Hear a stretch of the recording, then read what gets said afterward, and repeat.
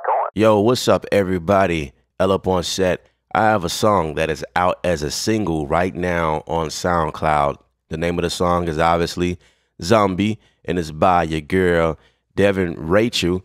And I had fun producing this track here, so let me show you what it sounds like.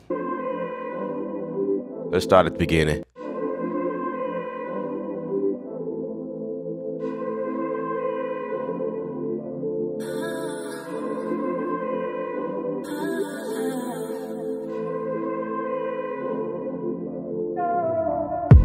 Got his weed, and that's all he need. Calls it therapy, Find his peace at the bottom of a bottle, but it's temporary. I give him love, but he can't smoke it. When he hit the blunt, he don't even notice. Too hard to see, we both are suffering. He rolling up, he rolling up, he rolling up that weed. He pulling up, he pulling up, he pulling up that drink. Rather be a zombie, don't wanna feel nothing. Rather be a zombie, don't wanna feel nothing. The life of the party, but come home empty. All right, that's as much as I can give you guys right now as a preview. So you guys just gonna have to go and download the song. The link is provided in the comment section below of this video. But right now, I want to show you guys how I designed this track here. So obviously, it's going to sound different from what the master version sounds like. You know what I mean? That's the polish. That's the it version right there. But if we can take a second and dive back into the raw stages when I created this track. Obviously, I created the track in Studio One, which is my weapon of choice at the moment. And basically, looking at this track, you can see that everything is pretty much in waveform. I don't really have any MIDI information left because I got rid of everything. But I still want to show you guys, what I came up with. So basically, if we look at the intro, and I could just kind of solo some things. I made some folders as well. So the track is looking pretty compact, but it's actually a little bit bigger. So here's my drums. Here's my drum section. I made a folder. I colored everything. And basically, if we can, let's see, there's no drums in the beginning. So, but basically, if we solo that, I don't remember where I got all of my drums from. It's various sources. I kind of designed my own stuff, tweak it, you know what I'm saying? Took some stock sounds and added there. Now, if you listen really close, you can hear the bleeding. Probably can't, but I can hear it. That's because I'm using a CTC1, which is something that you can get from the PreSonus store. And I have what's called crosstalk on.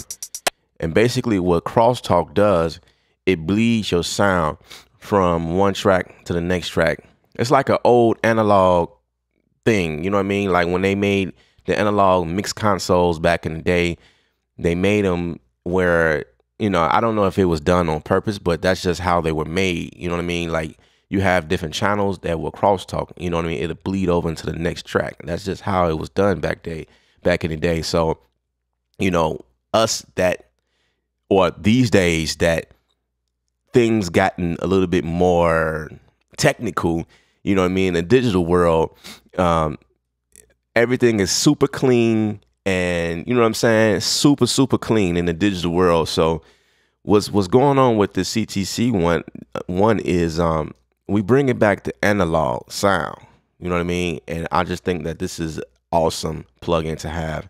All right. So anyway, and then it's got some other functions. I'm not really showing the plugin, but like when you want that grit, that, you know what I'm saying? It does something to the sound, like the width of your track, you know what I'm saying? Because now you're going through the same process that they did back in the day. You know what I'm saying? It's kind of funny how when we go into the digital world and things get cleaner, but they're making plugins to bring things back. You know what I mean? Which is pretty cool because the analog days were is sick as far as the sound if you listen to some of the older records. So that's pretty cool. Anyway, I got about 11 drums, as you can see. Not a lot here. Probably like the least I've done, or yeah, something like that. So I got a kick. I can show you some of the plugins I put on some of these things here. I have this one sidechain. I have my kick sidechain to, I don't know, let's see. It tells me. Let's hover over it. My bass kick. So a sidechain to my bass kick. Which means, no, this is not the bass kick because there's not even a compressor. So if I have sidechain on one kick, there's a compressor somewhere else. So all I have to do is just look for the compressor. And I don't see a compressor. You know why? It's because they are in some of the folders. That's why. Okay. All right. This is my bass kick. All right. I have actually there isn't a compressor on here, which is interesting. This is with a side chain too. Might be side chain. Oh, the side chain to the EQ. I forgot I did that. All right, so it's side chain to the Pro EQ, and basically what that does, I'm kind of side chaining frequencies here versus the compressor. So I have a certain frequency going on in this kick, and on the bass is ducking a certain frequency so it can make room for this kick to punch through a little harder. So basically, that's what's going on there.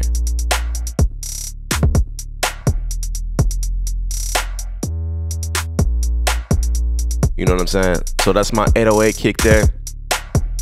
And my 808 is kind of heavy, so I ducked it slightly so the kick can come through. You know what I'm saying? So that's how I did that. Let me see. What else can I show you guys? It's pretty cool. I got a bongo sound, and I got some of these things kind of sent to a reverb track, which probably live all the way down here. So I'm just using the regular open air reverb by Presonus. You know, I still use a lot of stock stuff, guys. There's nothing wrong with using stock stuff. You know what I mean? I have a red light district here on this kick, on the 808 bass. I just showed you guys. And basically what the red light district does, it adds like a distortion to the kick or to the bass. So if I can show you guys what that sounds like. Let's solo that. So if I bypass, let's come back some. Let's come back to the hook. So let's bypass it. You hear the difference? Let's undo that.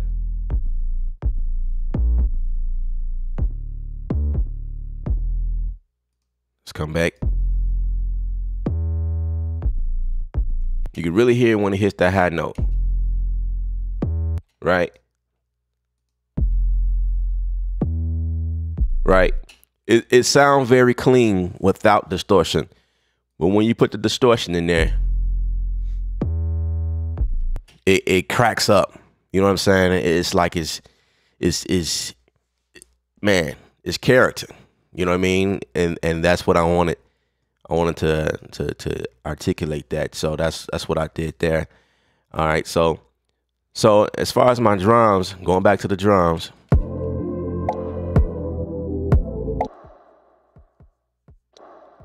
Now, I am weird when it comes to naming or labeling my tracks. But it's very important that you label them all. You know what I mean? Because when you bounce them down, you know, the engineer, I mean, they may have a different perspective as to the name that something should be called, but at least it doesn't say audio 1, audio 2, audio 3. You know what I'm saying? So you definitely want to give a name to everything. So right here, I have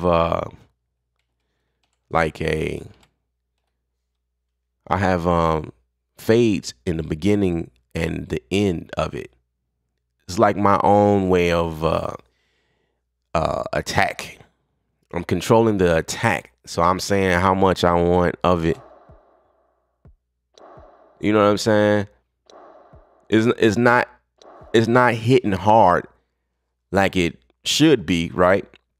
But that's not what I was going for, because I have something else that I got coming in, hitting it a little hard right here in this section, right?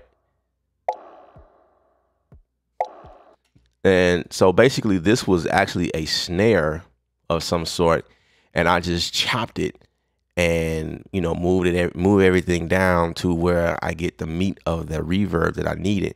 And so this was like my own way of creating a reverb without sending it to a reverb, because I just love the way it sounds. So I stole the reverb from somewhere else. So, you know, it would take you hours trying to figure out how to do the reverb, you know, how to articulate a reverb. I mean, which is cool. I do it all the time. But in this specific situation, I came across a sound. I'm like, man, let me use that reverb. Let me put that in there and just, you know, roll things back. You know, more than likely I did something like that. And, you know, there you have it. So that's pretty much how that goes. And then my kick.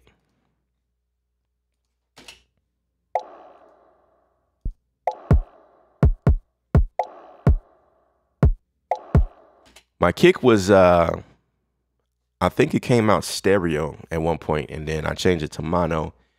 Yeah. See, right here, it looks stereo. You know, you got your left and your right signals here. You know, and you got 2 lanes here. But in Studio One, or any DAW that you're using, that is, you can change the channel to stereo or mono. Just like that. So I needed my kick to come in the middle. I needed a mono signal because I didn't want it to feel the stereo spectrum, because I got other things that I want to take care of the stereo. You know, I didn't really need the kick to hit the stereo. So a lot of you know, some of these things you will see is down to mono, but it really, you know what I mean, a lot of these instruments, you know, waves, whatever, they'll come out in stereo. Like if you're messing around with like Machine, you know what I mean, if you've ever bounced down something from Machine, it always come out as stereo. Or if you're working with Battery, you know, most of that stuff is stereo information that's coming out, and you know, then you have the option to just switch things that, you know, like you need to. So that's what I did in regards to that. And then I have some type of snare. I don't know what this is. Right. I think I use Impact for some of these sounds. But you know, as an artist, a creator, I pull stuff from everywhere, and I don't necessarily remember where it comes from. Again, this is mono. All right, so let's see what this is. This is like a snare conga sound. I labeled it like that. Right? And you can hear the snare coming in a little bit too from the previous track. Again, like I was telling you guys, when this is activated, now we hear the sounds a little raw.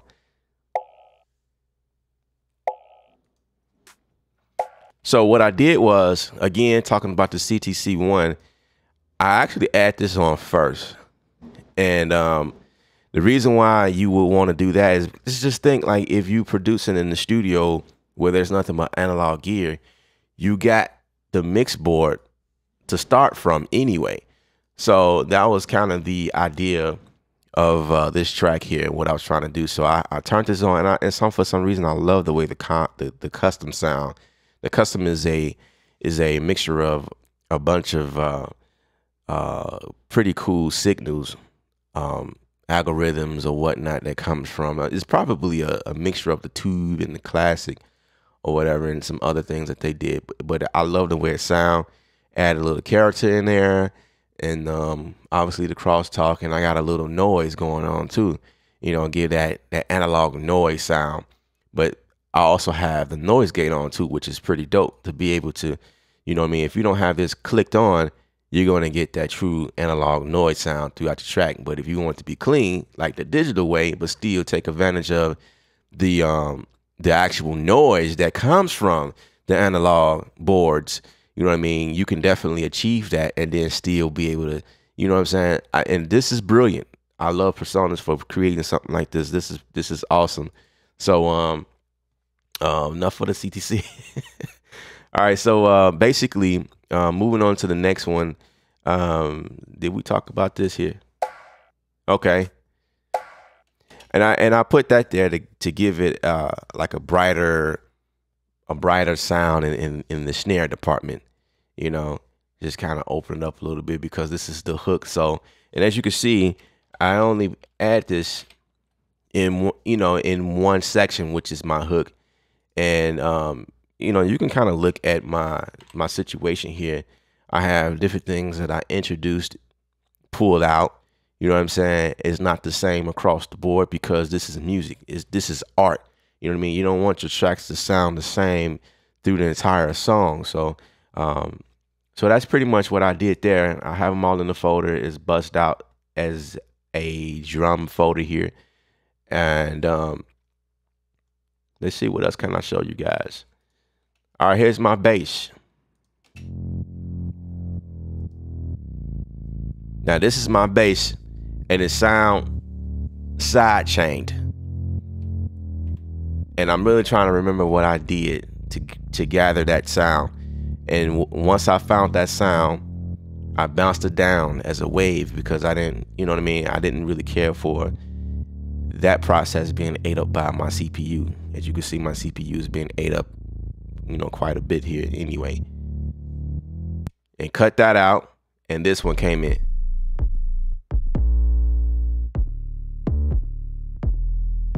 Right? That 808 is pretty heavy.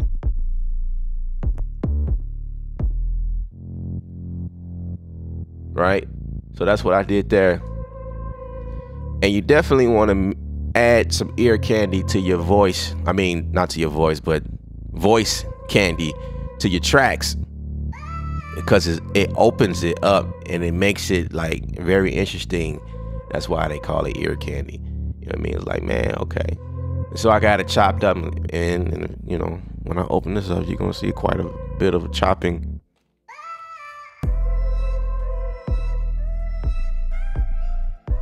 And most of these voicings, these voice samples come from several sources actually, but most of it came from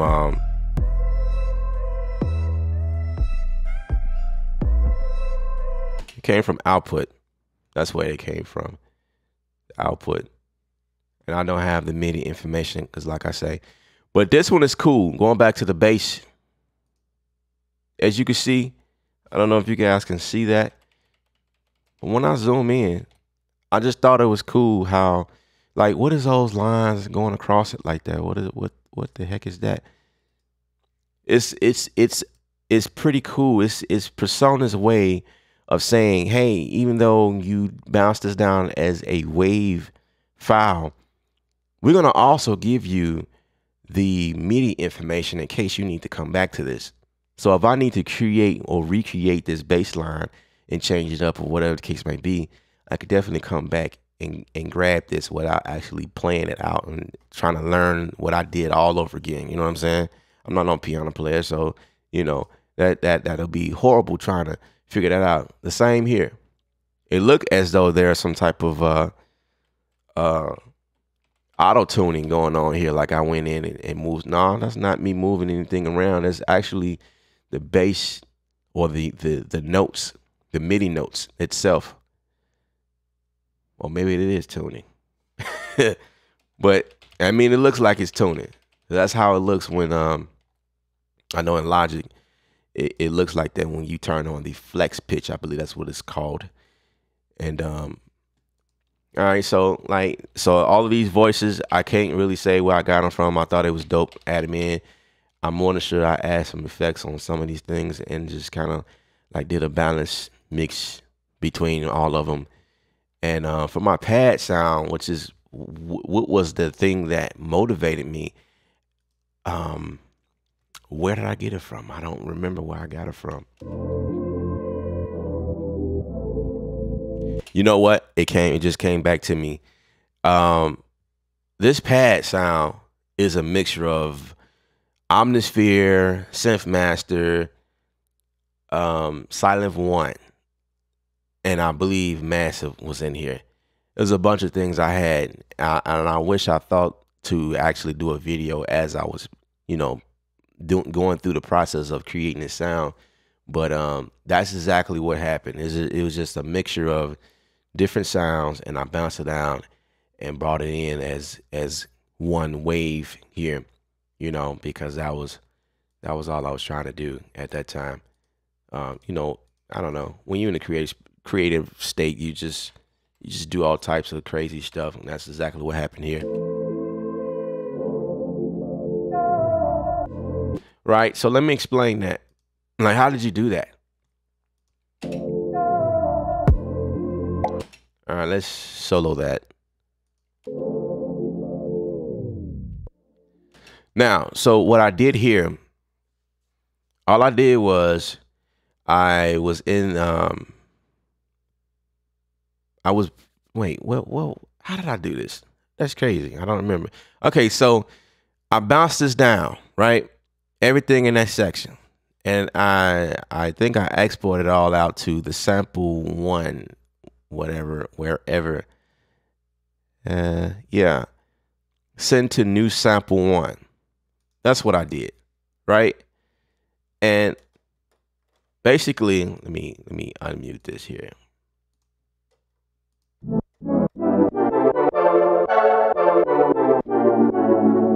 Right, so all I did was I inserted the note, and I have a video on this that I did. You know, it's called Tape Stop Effect.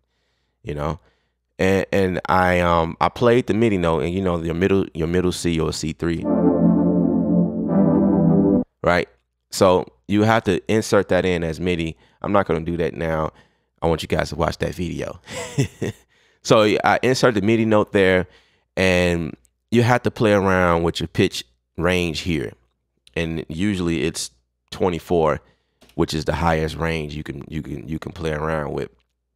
And then what I did was I gained access to my pitch bend information, automation, and just, you know, I control how fast or slow I wanted this to respond, or, you know, the time it takes for it to actually pitch all the way down. And that's pretty much what I did there. All right, so yeah, look at the video. I just want to just quickly explain what's going on here. So that's how I did that. And then so that was a bit of a work in that section, and it's just real simple. Like, that's all I have going on as my main chord resource in this area. That's all that's going on here. Just a fat multi-pad sound, and I just labeled it like that because that's exactly what it was. So pads, got your vocals in and out doing different things, and kick and bass, and obviously your clap or whatever. And that was it. And then my hook comes in. You know what I'm saying? Cut back on some of these, you know, this is non-destructive. You just cut back on it, you know, just to create that, all right, that break, quick break or whatever. Okay, we're about to shift, you know, sections. And here's the hook. Boom. Right? I muted something. There we go.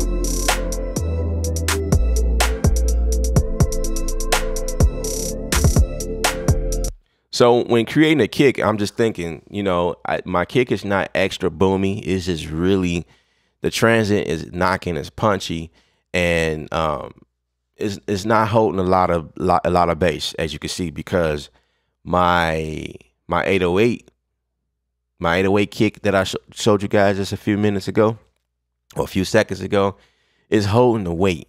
So in this song, you remember, guys, how I showed you guys in this one video, and that's actually another video that I uploaded, like, you know, some few videos back, and I showed you guys what kicks and bass does. It's like a war between itself, and when you inserting kicks and bass, you got to choose which one will carry the song. Is it going to be your kick that's carrying the song, or will it be the bass? It can't be both, because they both will muddy the bottom, you know, your low end of your song. So I chose to allow the bass, or the 808 kick, to ride the song, and my kick is just implementing that smack, that attack, that punch that it needs for the song to, like, you know what I'm saying, get to the, you know, that energy it needs to get to where it needs to. But if I had both of them going, my bottom end would be like terrible. You know what I mean? Everybody like bass. Well, most people like bass, but you got to be smart about how to articulate that. So that's basically how that happened and what's going on. So this section is basically simple. And then, you know, obviously coming out of the hook,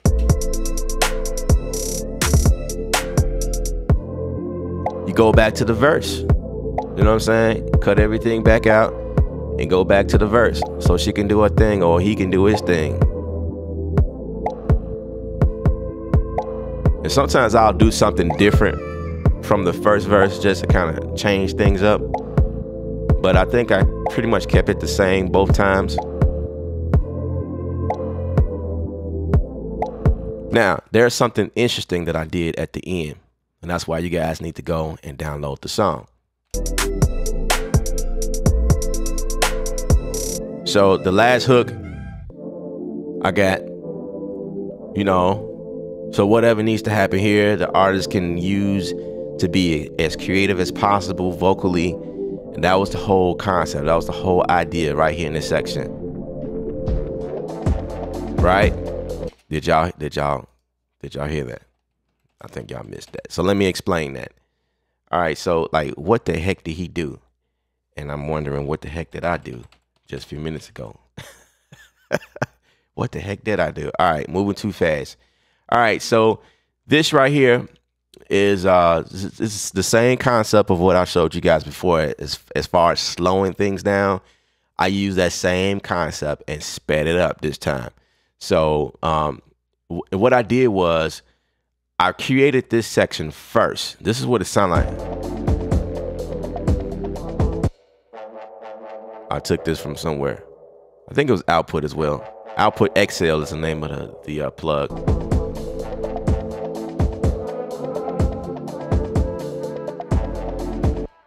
Right?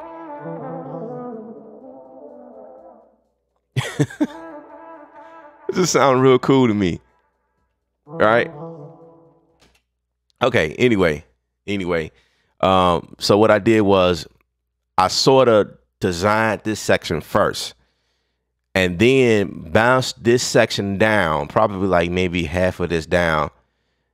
And again, brought it up in sample 1 and then did the whole concept of like slowing it down or speeding it up and put it right here as a wave file. I bounced it down, everything, you know what I mean? And then so I have it like kind of like fade into what I wanted to do.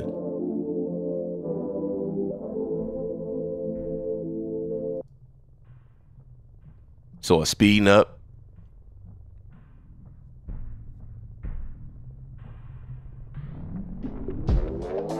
Right? That's what I did right there to kind of create like this energy, like, oh, so we go into the next section.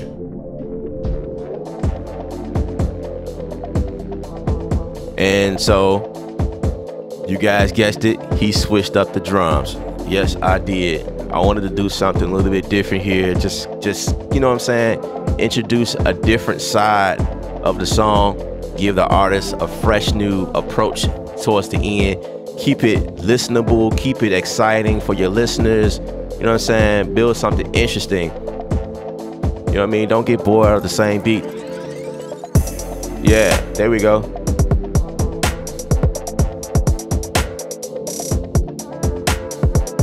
There we go. I used the same drums and just switched the pattern up.